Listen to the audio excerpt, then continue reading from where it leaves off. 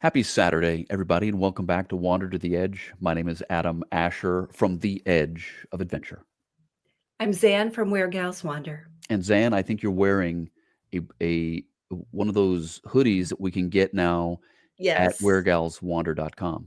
Yes. And on the back, it says, "The sun will also rise for adventure." It's really cute and So, comfy. and again, where do we need to go to check out those products real quick?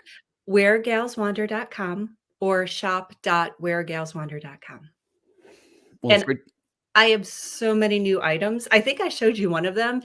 It's a t-shirt and it says "Whiskey Pours in the Great Outdoors." Can I get one of those? I need to get one of those. Where do I need to go to get it? Wheregalswander.com. Wheregalswander.com. Well, everybody, it's great to have you with us. It's another great Saturday. And of course, here in the US, we're in the midst of fall, and it's just a great time of the year. It's a great time to get out and enjoy things before they get too cold. So speaking of great time of the year, I think this was a particularly great week for you. It was, and I don't think I've fully recovered yet. Yeah. This was a great week, of course, as a lifelong Atlanta Braves fan and someone who had grown quite jaded about such things. It was wonderful to win the World Series this week, and also wonderful to see that just what it means to Atlanta, my friends, and the other people in the city, and the kids, and my son, and all this stuff. And it's just a wonderful thing, to have the World Series championship back in Atlanta, and it's been a long time. Brought back a lot of memories, a Yeah. lot of memories. So it's been good. Also, this week was also my son's birthday, and so his birthday was Wednesday. So the World Series was clinched on Tuesday night, and so Wednesday on his birthday, which we already had, a fun day of golf and whatnot planned. We also got to sort of just bask in the championship victory. So it was a great birthday. It was a great week, Yeah. and certainly thankful for him. And That was really nice of you to have the Braves win the World Series for Brandon's birthday. well, I'm sure such things are bought from time to time, Yeah. but I was unable to do that this year. So they managed to take care of this on their own. But Yeah. anyway, thanks. It was a great week to be an Atlanta fan, and also proud of my boy. Yeah. Well, we are going to have a great day today, too. I have a special surprise for you, Adam. That is, we have a guest. His name is Dr. Rob Scanlon, and he is not only a doctor, but a wilderness expert and an expert at wilderness medicine, navigation, reading maps. That's just for you, and finding your way through the great outdoors. So he will be joining us when we come back from the other side of our dance music here on Wander to the Edge.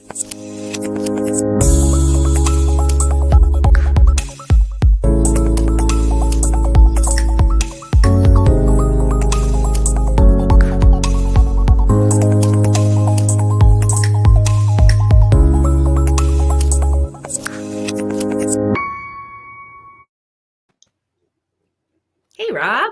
Hey, how you doing? Thanks Good. so much for having me. Oh, we're excited to have you. Rob, thanks for being here. Thanks for liking maps. I look forward to learning all sorts of great things from you today. Welcome to Wander to the Edge. Again, thank you so much for having me. Yeah, no, we're thrilled. It's funny because reading your Instagram post, it's not just about reading maps, but like in your captions, you give such great tips about like remember when you're out in the woods and you're trying to read a compass. Well, I don't want to steal your thunder, but we'd love to have you kind of share some of those tips with our listeners today, and just kind of talking about what your experience has been combining the medical side and then your love for the great outdoors too. Right.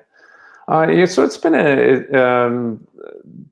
a self evolution, I guess, and that's one thing that my day-to-day job doesn't really offer. You don't get to evolve much, and so in wanting to personally evolve, I kind of meshed the medicine with the hiking that I love to do, and it was probably the last handful of years that it's really kind of developed. I am working on a diploma in mountain medicine, which it takes time, and I'm in critical care medicine, and for the last couple of years I've been a little busy. But hopefully with the pandemic kind of slowing down, it'll afford me some time to concentrate more on that.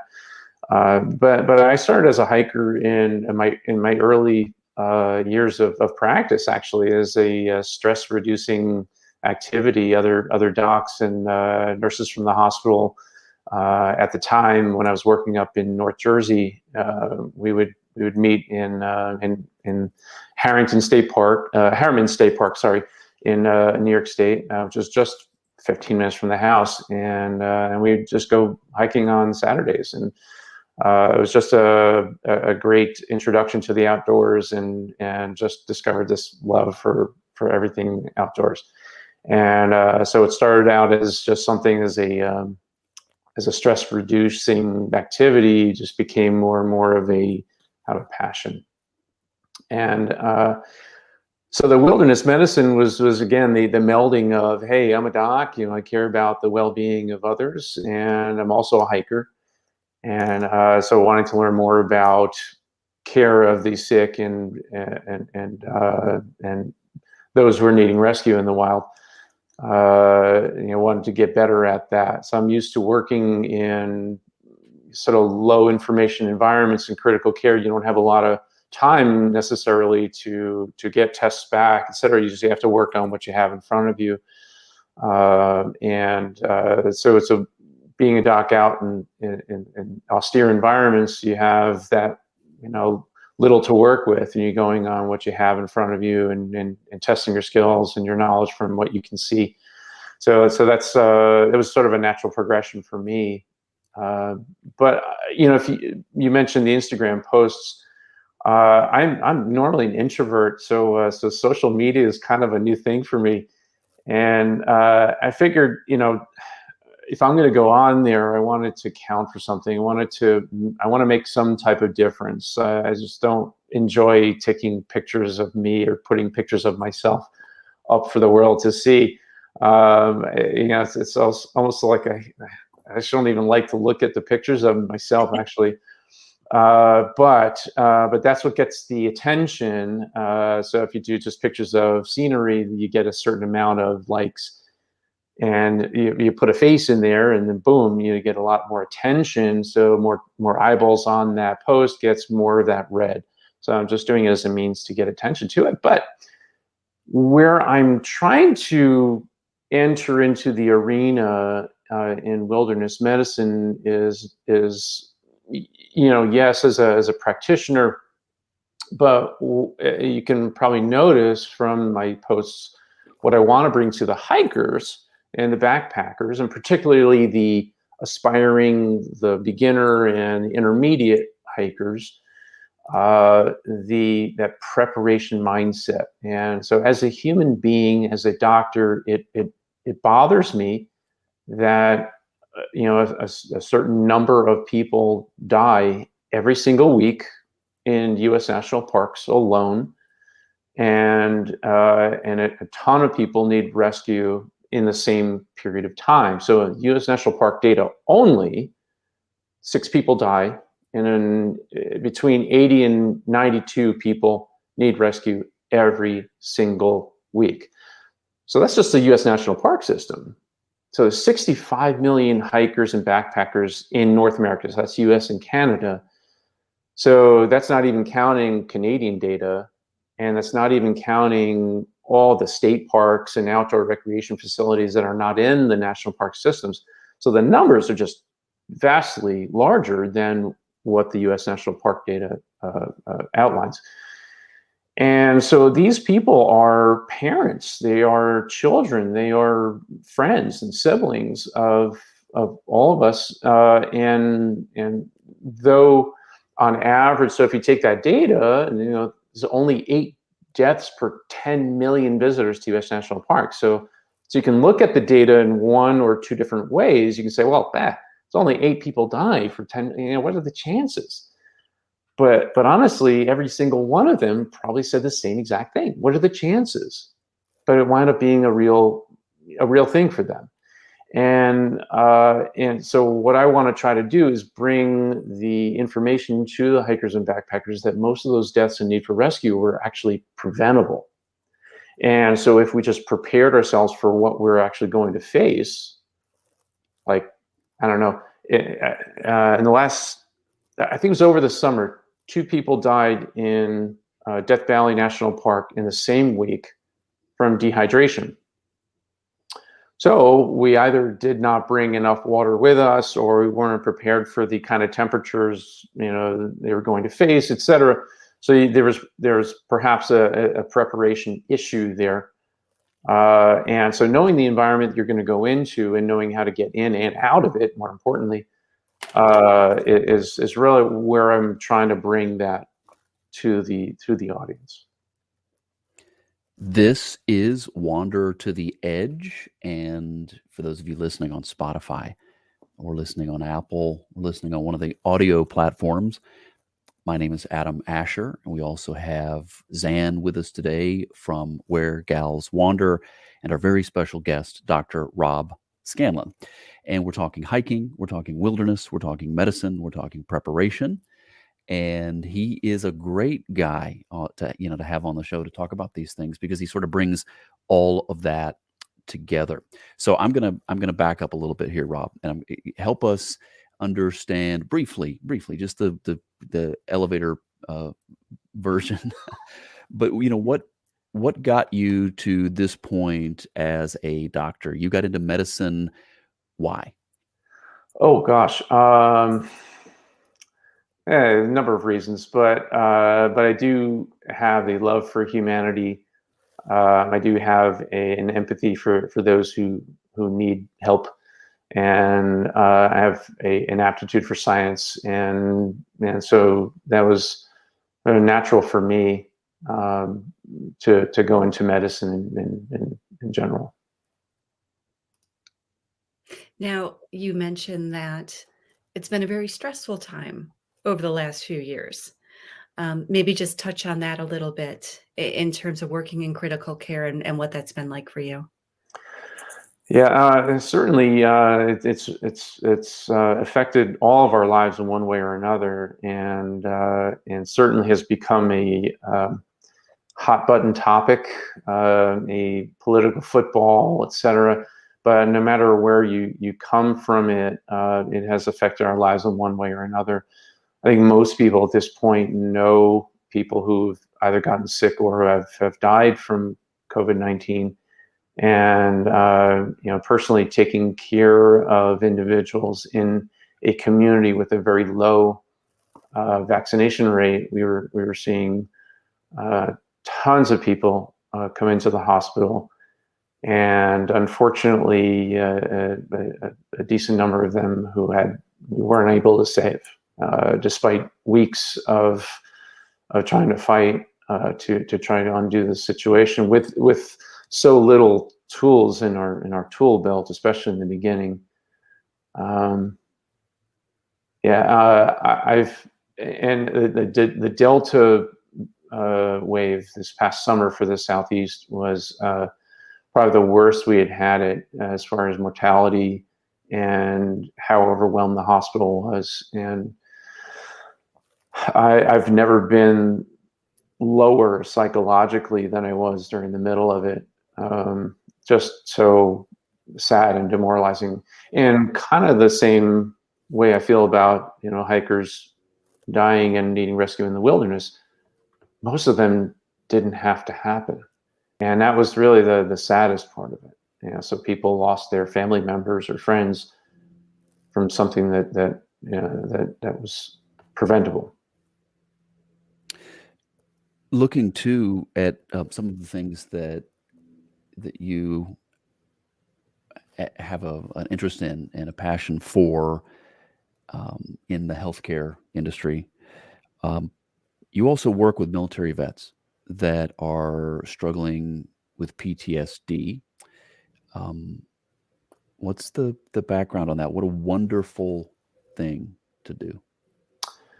So my dad's an old Navy guy, and so I grew up with knowing him and his friends. He had a lot of friends who were in Vietnam, and so a lot of them would come to the house, and I just interact with them and hear their stories and know how affected they were by the war. And so I had grown up with that.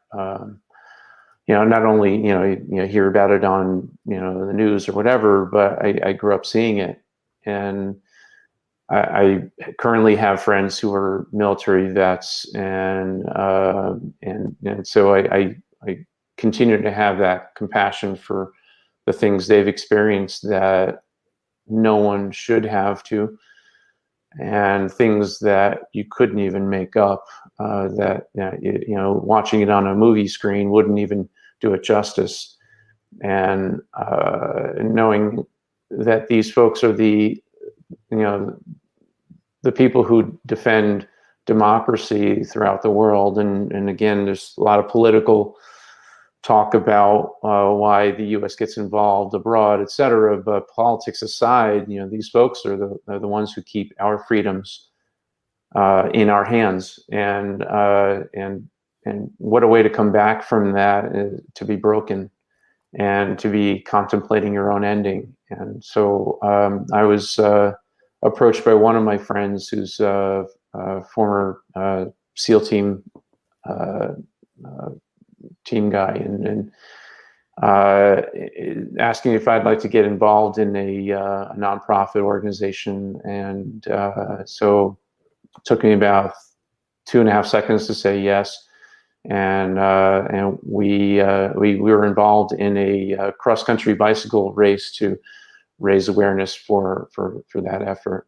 And so that was very fulfilling, to be able to work with others who are like-minded and trying to raise that awareness and trying to help people realize that we care, citizens care. And we had so much support from the outside in doing that, from other civilians, and hopefully that was helpful to the vets. And so I continue to work in that arena as much as I can. Rob, if you'd like to share the name of the organization, I'm sure that we would be happy to help spread the word too. Right. So 1 Mile Leadership Project is that organization, and just a number of tremendous people working together. Former Olympians, Canadian national champion of female cycling, just incredibly accomplished people working together, just because we appreciate what vets have done and are heartbroken by what they're feeling on the inside as a result of having done that work for all of us. And what's the website again? The name? One mile, I think it's onemileLeadership.org, if I'm not mistaken. But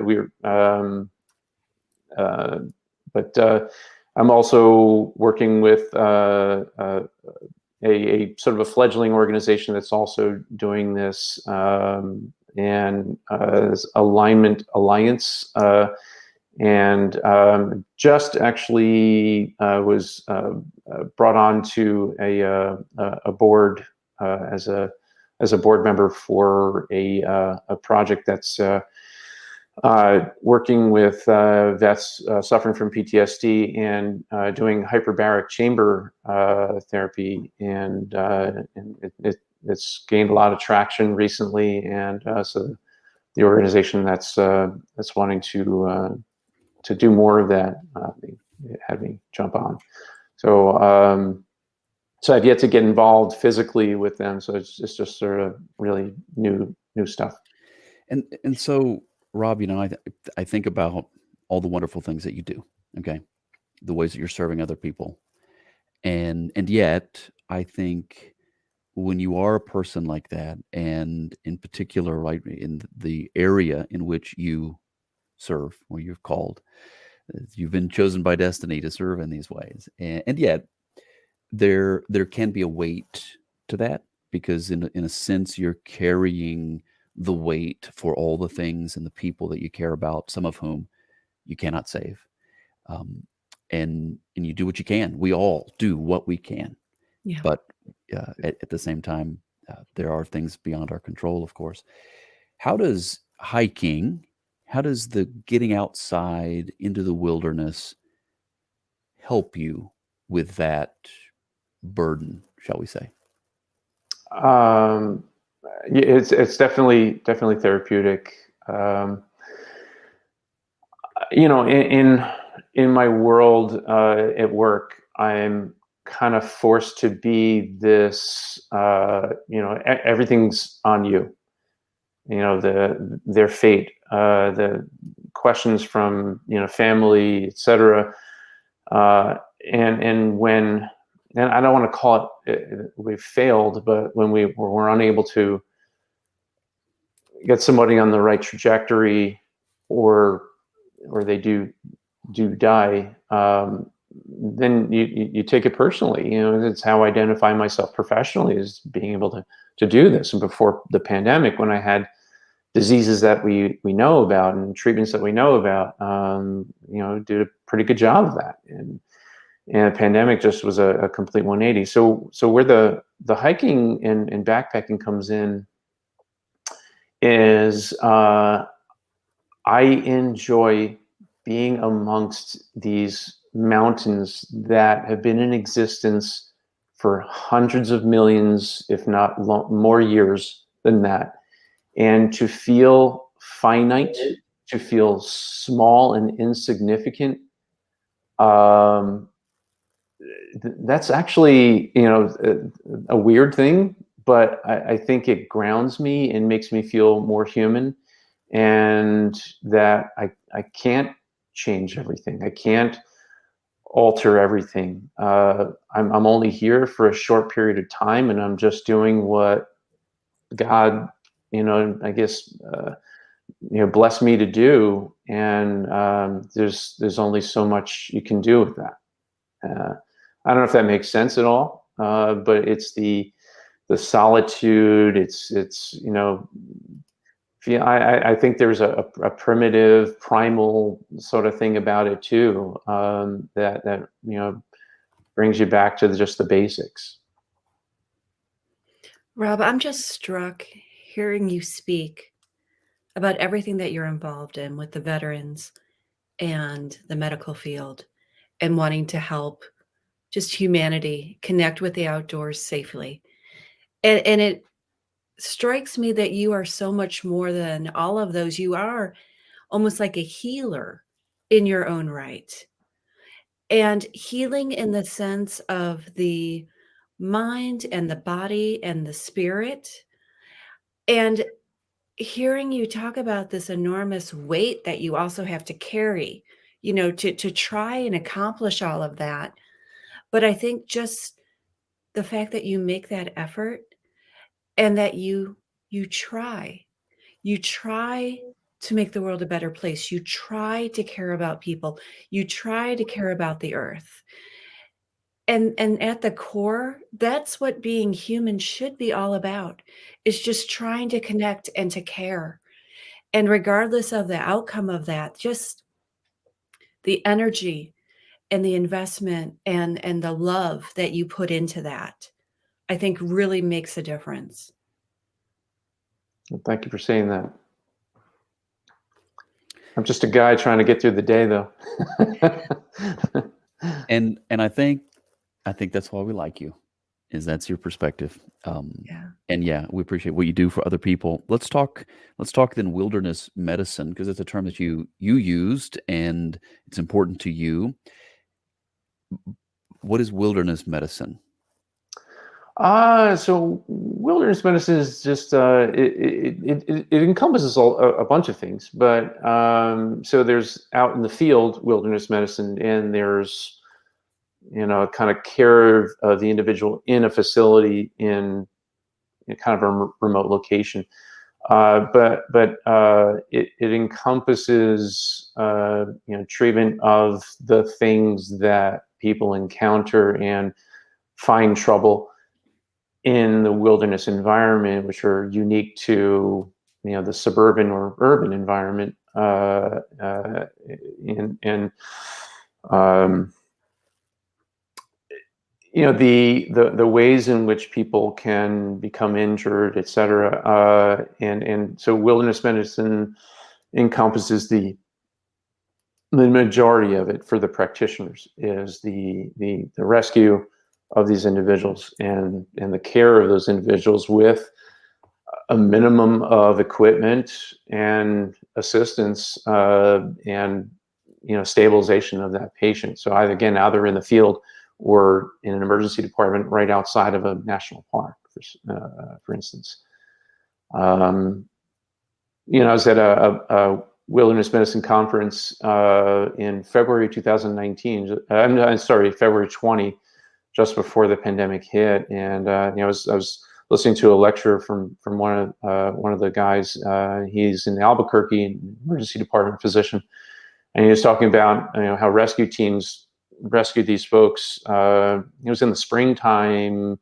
They were dressed poorly for the occasion. Got in a snowstorm, a springtime snowstorm. The rescues team went up there, and in the evening they couldn't get out because of the storm. These guys had to be treated on site for hypothermia. The team members were getting hypothermic. They had to just make do overnight in this snowstorm, make shelter, etc. And then the storm had passed and rescue everyone out of there. And then he, got these individuals and he carried on the hypothermia treatment of these individuals and some of the rescuers. And that's just usually not something that will happen, in where we live. And so wilderness medicine tries to do its best to treat these folks when they encounter those issues. I think you referred to it earlier as mountain medicine as well. Yes. So there's a couple of pathways to certificate or certification status, and one of those ways is a DIMM, or a diploma in mountain medicine. And another way is to do an actual fellowship. There's not many places that do fellowships, but you'd have to, as a guy who's got mouths to feed, roof to pay for, all that stuff, I can't take 2 years out of my life to do a fellowship. So I have to do the DIMM route and do self-study, do conferences, and do other field work to accomplish that. Another concept, Rob, that you've brought up that I think we should talk about is just the importance of preparation mindset. When you go out, whether you're going on the hiking, you're camping, you're going out in these national parks, you refer to the need to be prepared and to have the right mindset. What is that mindset? So the mindset really entails kind of just doing your homework and acting on, all right, so I'm going to this location. Now, the national park data is the most useful data we can get. And there are a ton more visitors in recent years, even pre-pandemic, because of probably the social media pictures of these really just amazing vistas, and people emotionally want to go to that vista. They want that firsthand experience, which all of us want. And so many, as the rescue teams are finding, many are going to these places without having done their homework, getting into trouble, not bringing the water, not knowing where they're going, relying on an app for their directions, getting lost, drowning, any number of different things are happening. And so if we know the environment we're going into and what the weather's going to be like, what are my capabilities, what are my skills or lack thereof, and how do I adapt myself to that environment, or how do I adapt my goals to what I can and cannot do.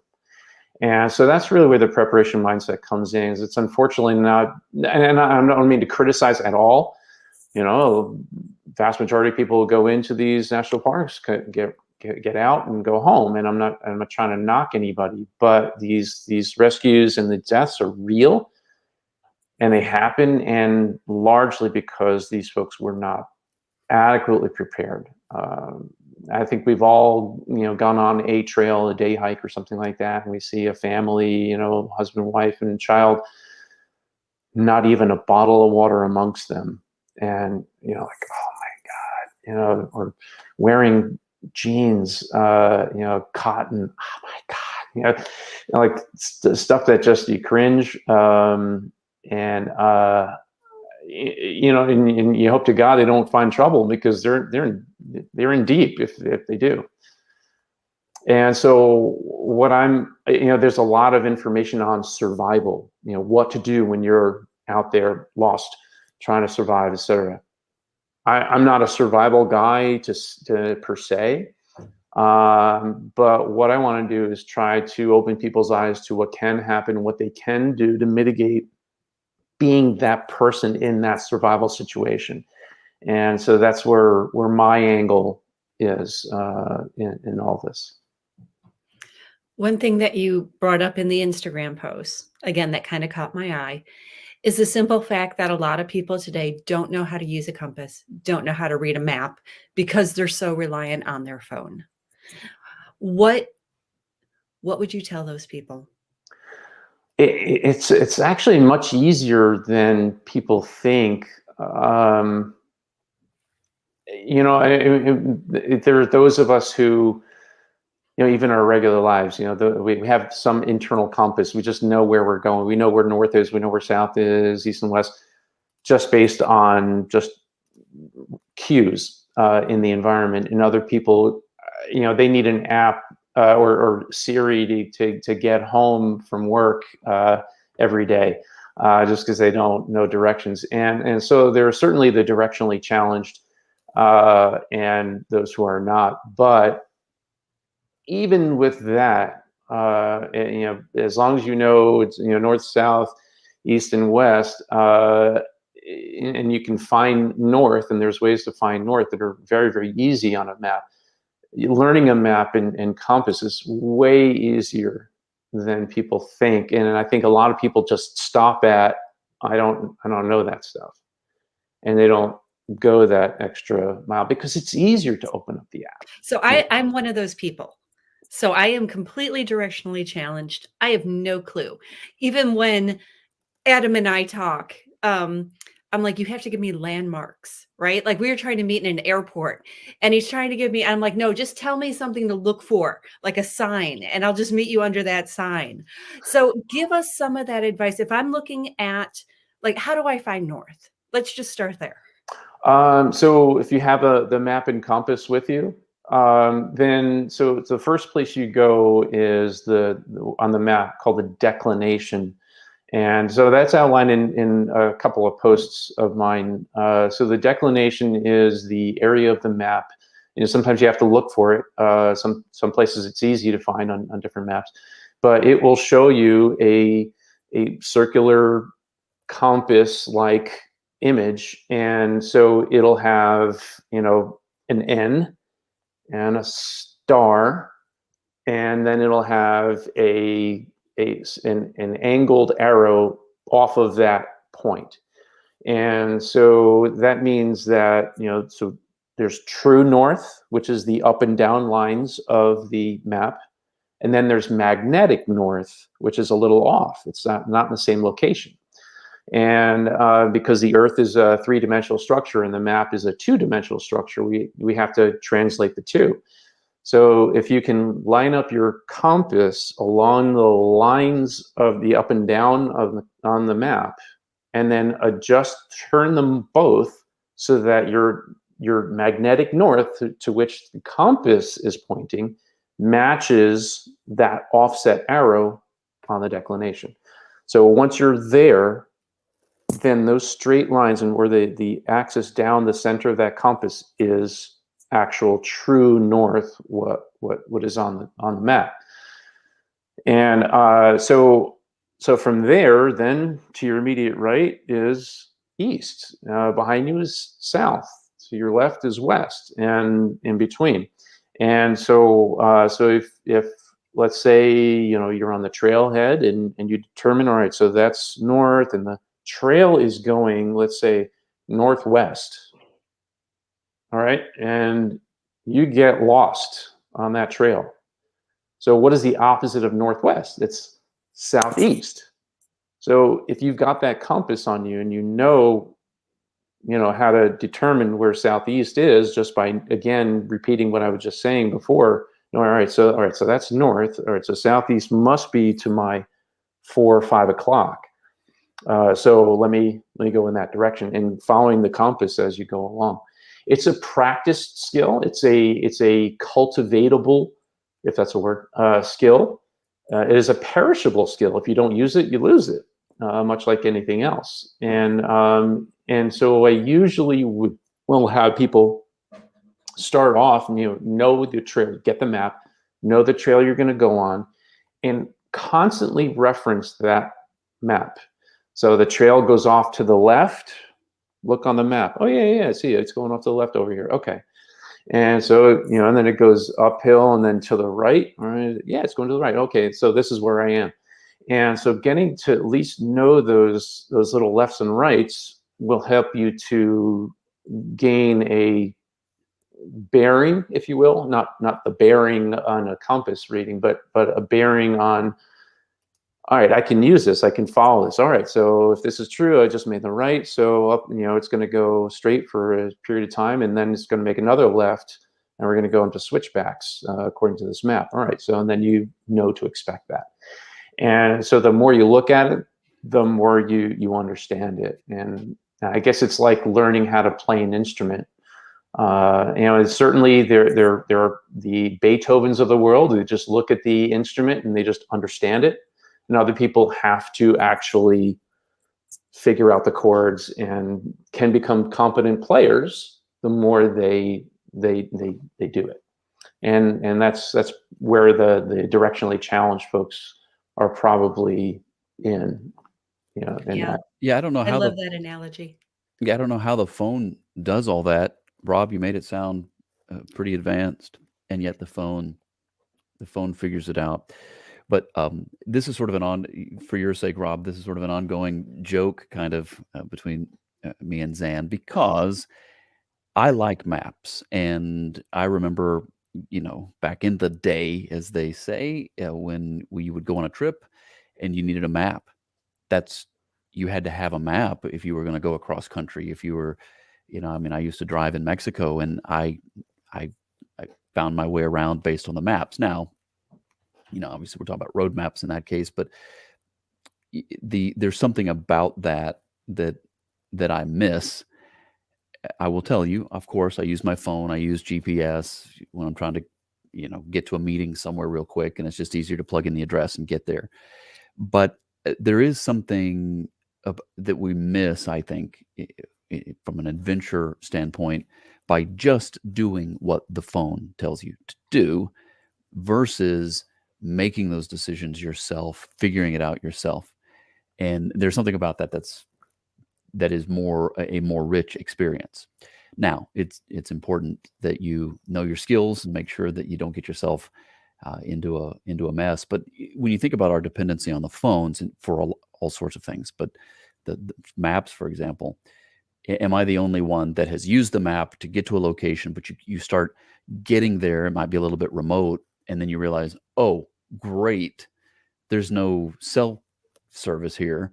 How am I going to find, how am I going to get there now? Right.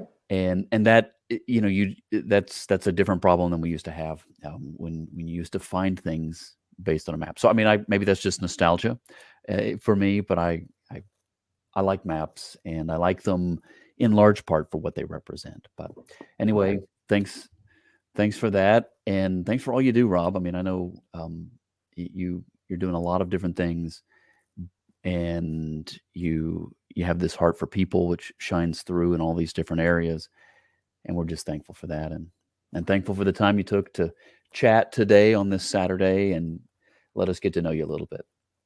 Well, again, I appreciate it so much. Yeah, I do have one more question, and that is just All right, well, ladies and gentlemen, we will see you all next week. I'm kidding. Joe, Sam. Rob, what's next for you? What do we have to look forward to in terms of your next project? Yeah, so I'm, I mentioned evolution before, and I'm hoping to evolve further in this direction. I'm trying to create a louder voice, because it's that important. And if we don't get through to the majority of hikers and backpackers, then these statistics will continue to occur every single week. So I'm working on a couple of avenues, a couple of projects to hopefully gain a louder voice, and not necessarily be a prominent figure. And I'm just adding to the voices that have already been trying to screen this in the form of magazine articles. Backpacker magazine does a really good job, and they've done a really good job at trying to raise the issue, and like efforts. I'm just trying to join in the number of voices that are trying to be like, guys, we gotta do a better job at this. And the other side of this is to not only help hikers and backpackers not need rescue or pass away, but our search and rescue system is in an existential crisis right now. They're mostly volunteers.